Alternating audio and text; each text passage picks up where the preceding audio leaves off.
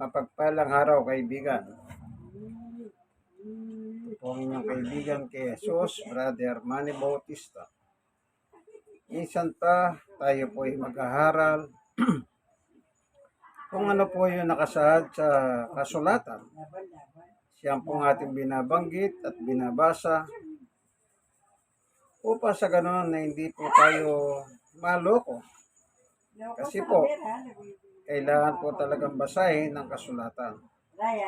Po, Panginoon Diyos, samahan mo po kami ng aming pagbubulay ng iyong salita. Nahango po sa banal na kasulatan, O Diyos. Buksan mo ang aming mga puso upang sa ganon kami po ay makinabang sa iyong mga turo at aral na siyang pangunahing pangangailangan ng aming buhay sapagkat ang iyong salita ay nagbibigay buhay. Salamat po sa ngalan ni Jesus. Amen and amen. Praise God. Alam nyo, sa reliyon, meron po tayong dapat na sundin. Kung ano po yung nakasulat sa Biblia, yun po ang susundin natin. Pero pag wala po sa Biblia, huwag po nating susundin. Ano po, tandaan po ninyo yan. Pag wala po sa Biblia, huwag nyo pong susundin. Kasi po, magkakamali tayo. Halimbawa, yung mga sinasabi ng mga ninuno natin nung araw. Nung araw ang ating mga ninuno, karamihan po sa mga yan, hindi naman po talaga nakapag-aral.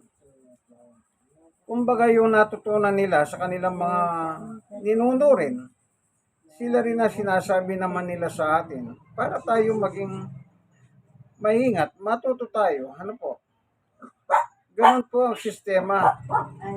Kaya sabi nila, pag sinabi ng matanda, dapat natin sundin. Kasi nga po, matanda sila sa atin. Opo, pero pagdating po sa pananampalataya, meron po tayong batas na sinusunod. Ano po? Ay magbabasa po ako ng Biblia. Tignan po natin si Apostol Pablo. Ano po sinasabi niya sa kanyang sulat? Ano po? Babasahin ko lang po kung ano po yung sinasabi niya. Dito po,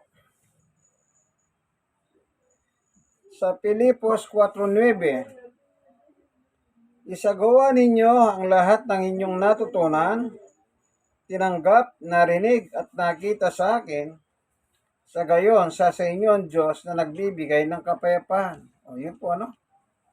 Para pala sa iyo ang Diyos, ang sabi ni Pablo, kung ano yung tinuro ni Pablo, yun ang isagawa mo po ano? Nung panahon na nangangaral po si Pablo, personal niya po sinasabi ito sa mga alagad noon. Pero dahil wala na po si Pablo sa ating panahon, pero kapag nabasa natin ito, para na rin siyang nagsasalita sa atin. Ano pong sabi niya? Isagawa ninyo ang lahat. Ibig sabihin, wala po tayong itsatsapwera. Lahat daw. Oh. Isagawa ninyo ang lahat ng inyong natutunan, tinanggap, narinig at nakita sa akin. Sa gayon, sa inyo ang Diyos ang nagbibigay ng kapayapaan. Bagamat hindi natin nakita si Pablo, kasi po, itong salitang ito, nung panahon niya, nakakaharap niya ang mga mananampalataya gaya niya. Ano po? Pero sa ngayon, wala na po siya. Pero dapat natin sundin itong atas ni Pablo. Kasi po si Pablo, siya po yung nilagay ng Panginoong Yesus upang atin susundin. Ganito po ang sabi ni Apostol Pablo. 1 Timoteo 2:7.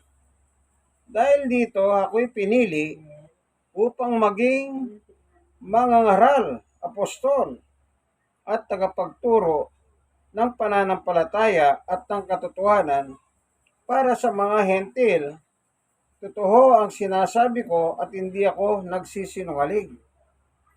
So sabi niya, tayo Pilipino, hentil. Hindi po tayo lahi ng Hudyo. Ang Hudyo, Sa Bible, dalawa pong karakter ng tao, isang Hudyo at saka isang Hentil. Tayo po ay Hentil tayo, kaya si Pablo po ang ibinigay sa atin upang ating pakinggan. Ulitin ko po ha, 1 Timoteo 2:7. Dahil dito, ako'y pinili upang maging mangangaral, apostol at tagapagturo ng pananampalataya at katotohanan para sa entil, sa mga entil. Totoo ang sinasabi ko at hindi ako nagsisinungaling. Ngayon, ano po? Tayo pong Pilipino, hinuulit ko, kabilang tayo sa lahi ng entil. So kung ano po yung sinasabi ni Pablo sa Biblia, dapat po natin sundin yon. Kasi po, apostol siya ng ating Panginoong Yesukristo. Itinalaga siya bilang mangangaral niya. Kasi sabi niya, mangangaral ako. Sabi niya, apostol. O, mangangaral po. Tignan natin, nang italaga siya ng Panginoong Hesus bilang mangangaral niya. Noong panahon na ito po, nakasulat sa gawa. Ito po, dito po sa 26:12. Ito po yung pagtatanggol ni Apostol Pablo sa kanyang pananampalataya noon. Kasi po nililitis siya. Ano po? Ito po sabi niya sa 26:12. Ganito ang pagtatapat ni Pablo nung nililitis siya. Yan ang layunin ng pagpunta ko sa Damasco, taglay ang kapangyarihan at pahintulot ng mga punong pari. 13. Nang katanghalian tapat habang kami naglalakbay, nakita ko, Aring Agripa, ang isang nakasisilaw na liwanag mula sa langit. Ito'y maliwanag pa kaysa sikat ng araw. Maliwanag kaysa araw. Totoong nakakasilaw ang liwanag sa paligid naming magkakasama. 14.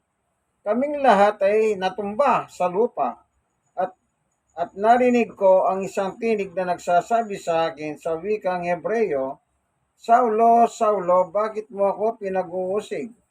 Sinasaktan mo ang iyong sarili sa ginagawa mong yan, para mo nang sinisipa ang matulis na bagay.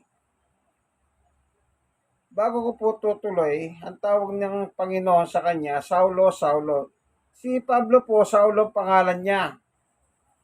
Nang unbeliever pa po siya, nang manguhusig pa ng Panginoong Yesus, ang pangalan niya Saulo. Ano po? Ito po yung panahon na unbeliever siya. 13. At tinanong ko, sino po kayo, Panginoon? At kanyang sinabi, ako si Jesus na iyong inuusig. Ayun, ano po? Inuusig niya si Jesus. Lahat ng alagad po noon, inuusig niya. Dinadala niya pong bihag, mahuli sila, pinagpapapatay. Ang isang biktima po, ang unang biktima ay si Esteban. Ano po, si San Esteban sa gawa rin po, nandito rin po sa gawa, no? Tuloy natin. Sa 16, tumayo ka, nagpakita ako sa iyo upang italaga ka bilang aking lingkod. At magpapatuto tungkol sa nakita mo ngayon at siya ipapakita ko pa sa iyo. 17, liligtas kita mula sa mga kababayan mo, Hudyo, gayon din sa mga hentil kung saan kita isusugo. Dito po sabi ng Panginoong Yesus, ililigtas kita sa mga kababayan mong Hudyo. Huwag po kayong malikot ang isip. Si Pablo, isa po siyang Hudyo. Sa lahi ng Benjamin, sa 12 tribes of Israel. Isa po ang tribo ng Benjamin. Doon po siya nagmula, Kaya Hudyo siya. Pero itinalaga po siya sa mga hentil bilang tagapangaral at apostol ng mga hentil. Ito po yung pagtatalaga sa kanya. Tuloy tayo. 19, mumulat mo ang kanilang mga mata, ibabalik sila sa kaliwanagan mula sa kadiliman, ililigtas sila sa kapangyarihan ni Satanas at ibabalik sa Diyos At sa pamamagitan ng pananampalataya nila sa akin, sila'y patatawarin sa kanilang mga kasalanan at mabibigyan ng lugar kasama ng mga taong ginawang banal ng Diyos. Ayun po, ano? Ito po, ito pong 26, 12 hanggang 18, dito po nangyari yung inkwentro papuntang Damasco. Ano po, dito po siya tinawag upang italaga siya ng ating Panginoong Yesukristo bilang kanyang mangangaral at apostol. Ano po, si Pablo, nung panahon na nililitis po yung kanyang kaso, yung kasi po nangangaral si Pablo, kaya nagdidepensa siya sa si Aring Agripa. Ano po? Okay. Ipinakita po ng Panginoong Yesus kay Pablo, kasi sabi niya, tumayo ka sa 16. Nagpakita ako sa iyo upang italaga ka bilang aking lingkod at magpatotoo tungkol sa mga nakita mo ngayon at sa mga ipakikita ko pa sa iyo. So, yung gagawin lang ni Pablo, yung kung ano nakita niya at ipinakita sa kanya ng Panginoong Yesus, ipakikita pa, yun lang po ang kanyang ipapatotoo. Kaya sabi niya, magpapatotoo ka. Yun po yung kanyang ipapatotoo. At the same time, siya po ay mangangaral. Mangangaral siya. Pero ang kanyang ipapangaral, hindi ang kanyang sarili, kundi ang tungkol sa Panginoong Yesukristo. Ano po? Kaya sabi niya po sa Korinto, ganito po ano man ang sabi niya. Tignan natin. Hanapin lang po natin, ano? Kasi wala tayong magnifying glass, ano? Dito po. Sabi niya rito,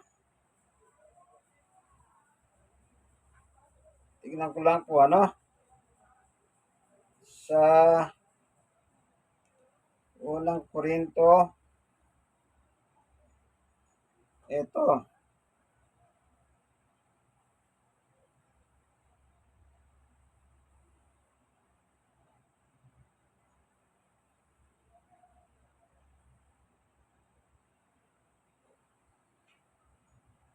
Ito po, unang Korinto 1:23.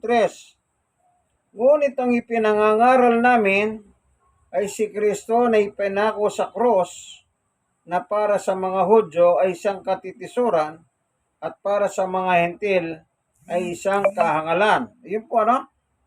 Sino raw pong pinangangaral ni Pablo?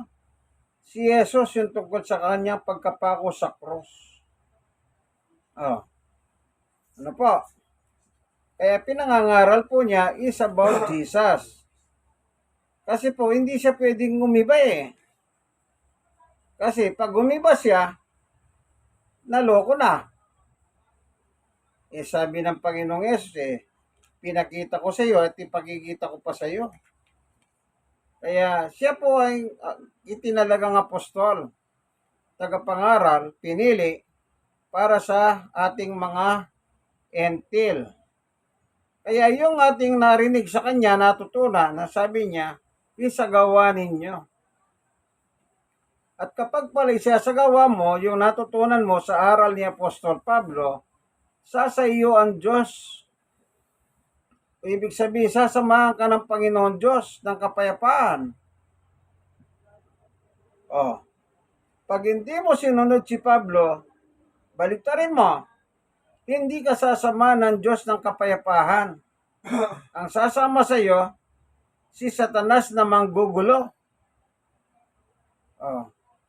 Kasi po may Satanas Kaya sabi niya, nang italaga siya, iingatan kita sa mga kababayan mong mga Hudyo at saka mga Hentil. Anong sabi niya? Yung mga tao pangaralan mo, mula sila sa kadiliman tungo sa liwanag, mula kay Satanas papunta sa Diyos. Ibig sabihin, yung pangangaralan po ni Pablo ng mga Hentil ay nasa ilalim ng kapangyarihan ni Satanas. Yun po ang kanyang misyon. Pangaralan niya, hanapin niya, at ipatutuho niya ang banal na salita ng Panginoon. Kasi po, kapag sinunod ni Pablo, halimbawa, meron po sinabi si Apostol Pablo dito sa Korinto. Meron pa, ano? Sabi niya po sa unang Korinto 11:1, tularan ninyo ako gaya ng pagtulad ko kay Kristo. Ayun po, ano? Tularan niyo ako tulad ng pagtulad ko kay Kristo. Ibig sabihin, ang nilakaran po ni Apostol Pablo magbuhat ng makaengkwentro niya sa Damasco, ang Panginoong Yesus, yun na po kanya sinunod yung bilin ng Panginoon sa kanya. Ano po? Tandaan niyo po yan. Yun na po ang ginawa niya. Kaya yun din po ang gusto niyang ipasunod sa mga hentil. Amen. Ano po? Meron po akong titignan dito, babasahin. Ito po, ano? Sa Pilipos 3:5, sabi ni Pablo, ako'y tinuli sa 8 araw mula pa nang ako'y isinilang. Ako'y isang tunay na Israelita, buhat sa angkan ni Benjamin at totoong Hebreyo. Kung pagsunod naman sa kautusan ang pag-uusapan, ako'y isang Pariseo. 6. Kung sa pagiging masugid ko sa kautusan, inusig ko ang iglesia. Kung sa pagiging matwid naman, ayon sa kautusan, walang may sumbat sa akin. 7. Ngunit dahil kay Kristo, ang mga bagay na pinangalagaan ko noon ay tinuring kong walang kabuluhan ngayon. Oo, 8. Itinuring kong walang kabuluhan ang lahat ng bagay bilang kapalit ng lalong mahalaga ang pagkakilala kay Kristo Jesus na aking Panginoon. Ang lahat ng bagay ay pinalagay kong walang kabuluhan at itinuring kong basura. Makamtan ko lamang si Kristo. 9. At lubos na nakipagkaisa sa Kanya, ang aking pagiging matwid ay hindi sa pamamagitan ng pagsunod sa kautusan, kundi sa pananalig kay Kristo. Ang pagiging matwid ko ngayon, buhat sa Diyos sa pamamagitan ng pananampalataya. Yun, ano po? Ito po yung isa sa kanyang testimony. Sinabi niya, siya ay Hebreo, lahi ng Benjamin. Para lang po magkaroon kayo ng liwanag, ano? Sa sinabi niya. Ano po? At ang kanyang reliyon naman ay sa Pariseo. At sa kanyang pagiging Pariseo, masigasig siyang sumusunod. Pati ang iglesia, inusig niya. Yun po si Kristo, yung sa chapter 26:12 hanggang 18 ng Gawa. Nasabi ni Jesus, ako'y inuusig mo. Yan yung sinasabi po rito ni Pablo. Yung iglesia, yung mga mananampalataya ni Jesus po, ang kanyang inuusig. Na bawat mapuntahan niya, hinuhuli niya, pinapahirapan, pinakukulong, pinapatay. Noong panahon na hindi pa siya apostol, siya pa lang si Saulo. Ano po? Yan. Para magkaroon lang kayo ng liwanag, ano po, kung sino si Pablo, binasa natin. Ngayon, nang siya po ay talagang apostol ng ating Panginoong Yesus, kung anong gusto ng Panginoong Yesus, yun ang gagawin ni Pablo. Kaya sinabi ni Pablo, gayahin niyo ko gaya ng pagtulad ko kay Kristo. Ibig sabihin, na makilala niya po ang ating Panginoong Yesus, yun na po ang kanya sinunod. Hindi niya po sinunod yung kanyang pagiging reliyosong pariseo o yung kanyang pagiging benamita. Hindi na po. Mananampalatayan na po siya kay Kristo. Ano sabi niya? Kung sa kautusan, kasi po yung Udyo, nasa ilalim ng kautusan. Ano po? Yung kautusan na binigay kay Moises. Pero ang sabi niya, ang kanyang kaligtasan, ang kanyang pananampalataya, ay ulitin natin ano? Sa 7. Ngunit dahil kay Kristo, ang mga bagay na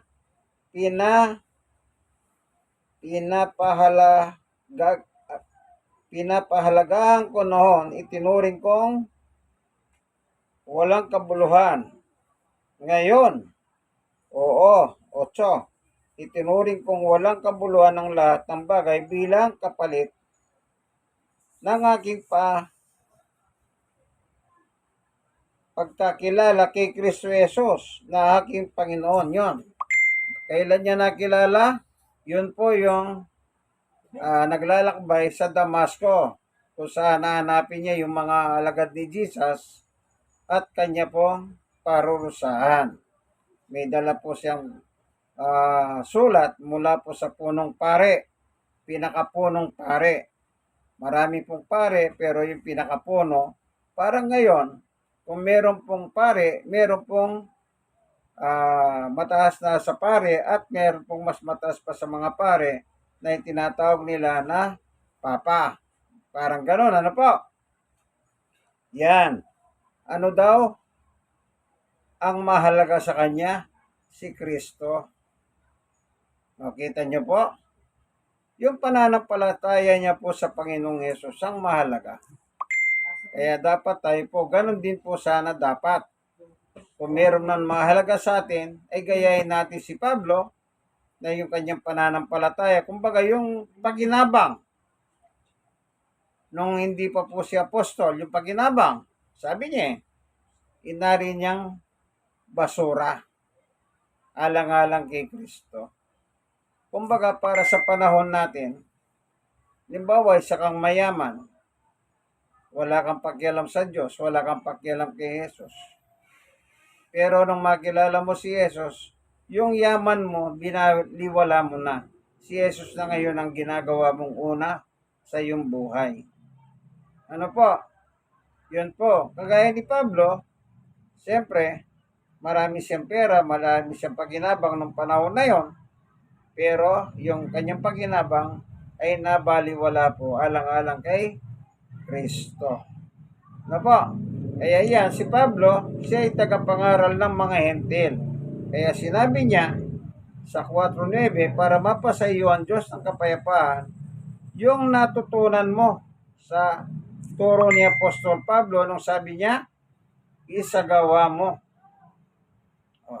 Mahirap po bang isagawa yon? Hindi po. Hindi naman sinabi ni Pablo, magbuhat ka ng sasakyan, magbuhat ka ng eroplano, magbuhat ka ng truck.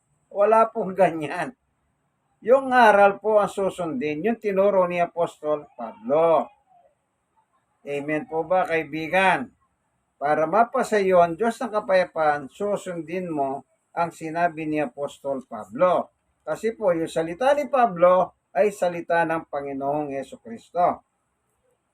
Dito po meron siya sinabi pa. Tignan po natin ano. Ito po, inanap ko lang po ano. Ito, unang Korinto. Ito po ano. Meron pa po rito.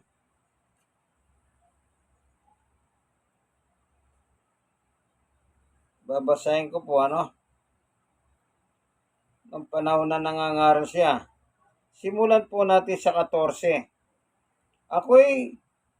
Ako'y isinulat ko, ito'y isinulat ko, hindi upang iyayin kayo, kundi upang pangaralan bilang minamahal kong mga anak.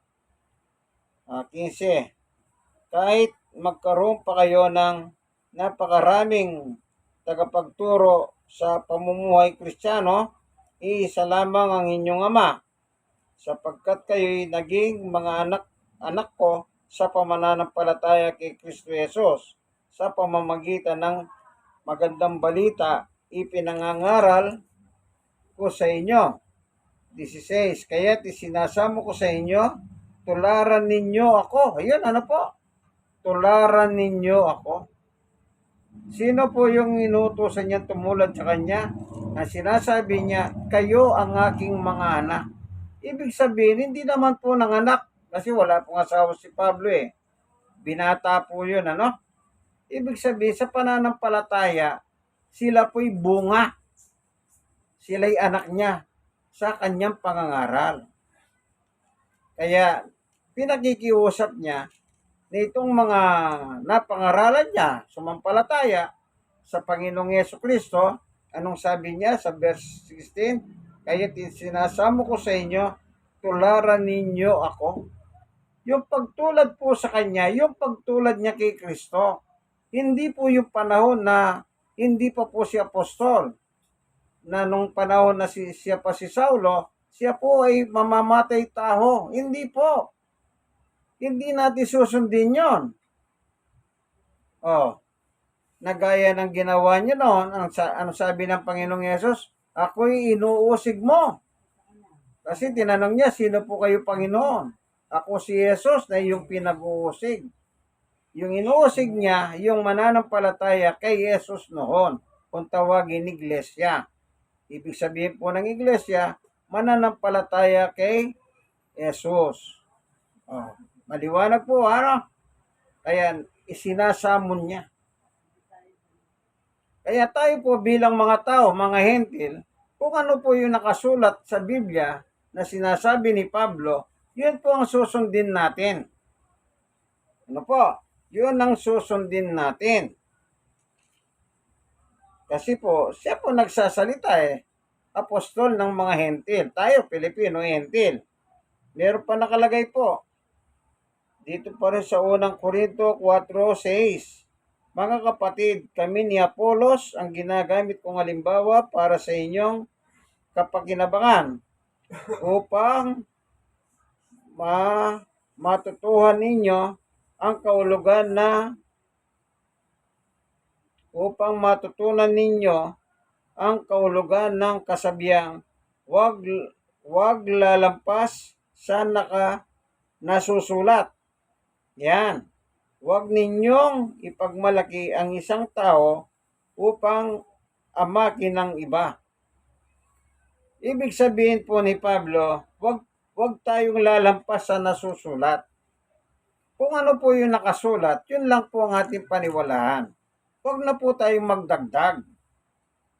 Yung iba po, dadagdagan nila. Yung iba naman, babawasan nila. Hindi po ganon. Kung ano po yung nakasulat, ang sabi ni Pablo, huwag tayong lalampas. Ano po? Huwag tayong lalampas. O sa ibang salin po, ang nakalagay doon, huwag kayong iigit sa bagay na nasusulat. Ang Biblia, ang Biblia po, ganun ang nakalagay, ano? Kung ano po yung nakasulat, huwag po tayong iigit pa. Halimbawa, sabi niya, tularan niyo ako. Anong pagtulad sa kanya? Yung pagtulad ko kay Kristo, sabi niya. Pag ginawa mo yung pagtulad niya kay Kristo pagsunod kay Kristo, sa iyo ang Diyos ng kapayapaan. Doon ka lang sasamahan ng Diyos kapag sumunod ka kay Apostol Pablo. Pero kapag kinontra mo si Apostol Pablo, ay hindi ka sasamahan ng Diyos ng kapayapaan.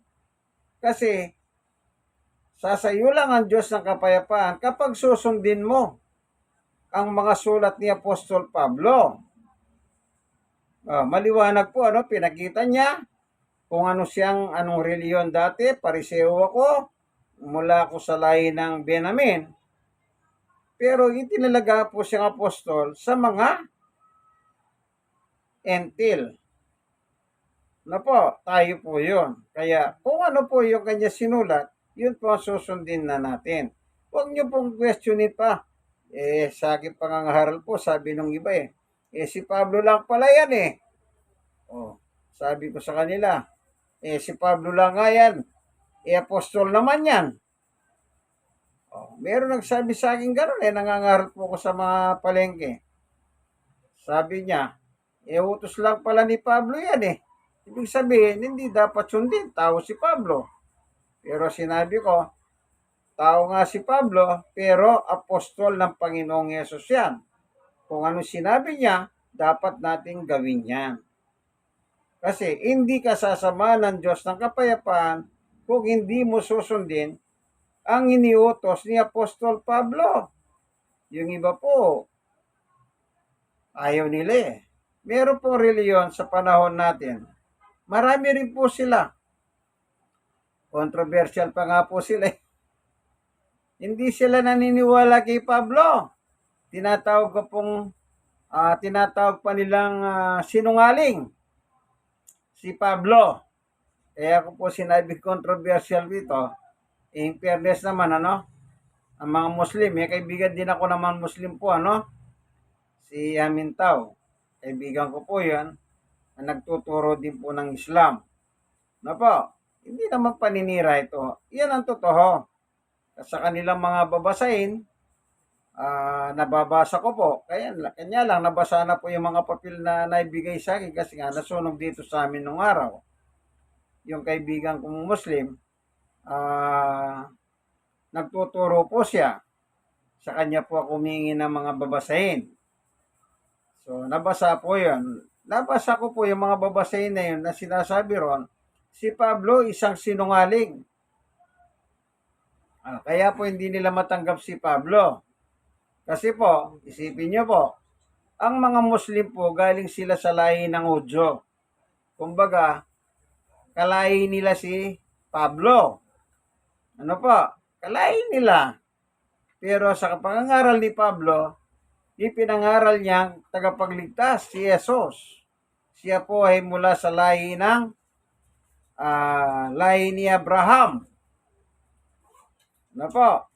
Pero yung lahi ni Abraham kay Sarah, kay Jacob, doon po nagmula ang tagapagligtas, ang lahi ni Jesus. Pero yung lahi po ng mga Muslim o Islam, na tinatawag nila si Propeta Muhammad, lahi po ng isang alipin. Galing po sa lahi ng alipin. Yung inanakan ni Abraham na naging nanay ni Ismael. Yun. Wala pong pangakong tagapagligtas doon. Si Pablo lang po nangaral ng ganon sa Galacia.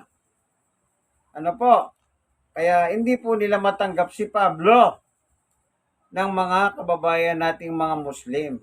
Kasi isang sinungaling yan, sabi nila. Kasi po, siya lang ang nagbulgar sa Biblia. Kasi nga po, apostol siya ng mga Entil sa kabila ng siya po ay Udyo o kalahi ng mga Muslim. Ang mga Muslim, galing din sila sa mga Hudyo mula sa lahi ni Abraham, kay Agar, yung katulong. Dahil hindi po magkahanak si Sarah, ang sabi ni Sarah, para magkaroon silang anak ni Abraham, sabi niya kay Abraham, sipingan mo ang aking katulong na si Agar. Para kung magbuntis si Agar, mapupunta yung baby kay Sarah para magiging anak po. Kasi gawa ng hindi pa po nagkakaanak si Sarah sa kabila ng 90 years old na po. Sipin niyo po, Pero, nung, yun po, sinipingan ni Abraham, si Agar, nagbunga si Ismael. Pero hindi po binigay ni Agar yung baby kay Sarah. Nilight niya pa si Sarah. Dahil siya po nakapagbigay ng anak kay Abraham. Kaya sabi po ni Sarah, palayasin mo yan. Kaya wala po magawa si Abraham, pinalayas po si Sarah kasama kanyang baby na si Ismael. Ano po? Pero doon sa kwento niya pong yan, sa chapter 3 at saka chapter 4 ng gawa, ay ng Galacia. Kung may Biblia po kayo, basahin nyo na lang, ano? Binibrief ko na lang po, ano? Yung lineage po ni Kristo, magmula po kay Abraham, kay Sarah, kay Jacob, downward to Jesus. Yun po may pangakong tagapagligtas. Pero yung lahi po ni Abraham, ay kay Agar, kay Ismael, lalaki lang sila. Lalaki lang. Kaya ngayon po, malaki na po yung area ng sakop ng mga Muslim. Pero wala pong tagapagligtas na pangako. Na po, kaya ayaw nila si Pablo, si isang sinungaling kanila po, ano. Okay, iwan na natin yun, ano. Kumbaga, inano ko lang po sa inyo, ano. Kaya sabi ko, kung meron kang Biblia, basahin mo yung chapter 3 at chapter 4 ng Galacia. Doon po nakasulat yung sinabi ko, according to Abraham, Sarah, Abraham, Agar. Ano po? Yan. Tuloy tayo. Sabi ni Pablo, sundin natin siya. Ang nangyayari po ngayon sa ating panahon, hindi, in fairness naman, ano, lahat ng reliyon, ano po, wala tayong ano. Ang ginagawa nila, pinapasunod po yung leader ng simbahan. Wala po tayong pinatatamahan. Ano po? Wala tayong pinatatamahan. Baka sabihin nyo, ikaw may reliyon ka rin naman, may leader ka sa simbahan. No po, meron. Pero, hindi ko po sinasabing ano. Wala po akong ano. Ibig sabihin, hindi po ako kontra. Gusto ko lang ipakita sa inyo, yun nakasulat. Sino ang susundin natin? Si Apostol Pablo. Isagawa ninyo. Sabi niya po Kaya kung may leader ka man sa simbahan, yung leader mo rin isasagawa niya yung sinabi ni Pablo. Ngayon, kung nakita mo yung pagsunod ng leader mo, maganda, di sundin mo. Pero kung yung ginagawa ng leader mo, iba ang sinasabi sa ginagawa, mag-ingat ka. Halimbawa, mayroon pong mga ngaral na walang ginawa kundi magmura sa harap ng telebisyon. Pagkatapos sasabihin niya pa, sige nga, patunayan ninyo, nagmumura ako. Kita niyo po, meron po akong natanong na isang kabilang sa kanila. Tinanong ko siya, Mang Poy, kako, nagmumura ba yung leader ninyo o hindi? Nung una, alupit po siya sumagot Ayaw niyang sumagot Ikaw naman kako, tinatalong lang naman kita kung palamura ba yung leader ninyo. Umamin din po, sabi niya. Oo, palamura siya, sabi niya. Pero, ang minumura niya ay yung ganito. Tinukoy niya po kung sino yung minumura niya. Yung kabilang sekta ng reliyon naman, sila pala yung minumura niya. Totoo naman po yan Napapanood ko rin sa kanilang mga programa. Ano po? Lalo na po ngayon. High-tech na po ang ating technology. Ang dami mapapanood about religion.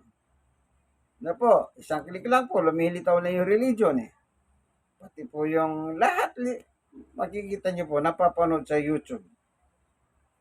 Ano po? Okay. Para sa iyo pala, ang Diyos ng kapayapaan, anong sabi ni Pablo? Yung kanyang, basahin ko po, Filipos 4. Mas magandang basahin po natin, Ano sabi ni Apostol Pablo? Ayan. 4:9. Isagawa ninyo ang lahat ng inyong natutunan, tinanggap, narinig, at nakita sa akin, sa gayon sa inyo ang Diyos na nagbibigay ng kapayapaan. Para sa inyo ang Diyos ng kapayapaan, anong gagawin po natin? Isagawa natin. Bilang Pilipino, sakop ng mga hentil, anong gagawin mo? Yung po sinabi ni Pablo, ang isagawa mo. Hindi ko sinabing kumontra ka sa leader ng iyong simbahan. Ano po? Hindi ko po sinasabing kumontra tayo dyan. Kasi ang Diyos ay pag-ibig. Nagmamahalan tayo, brother and sister.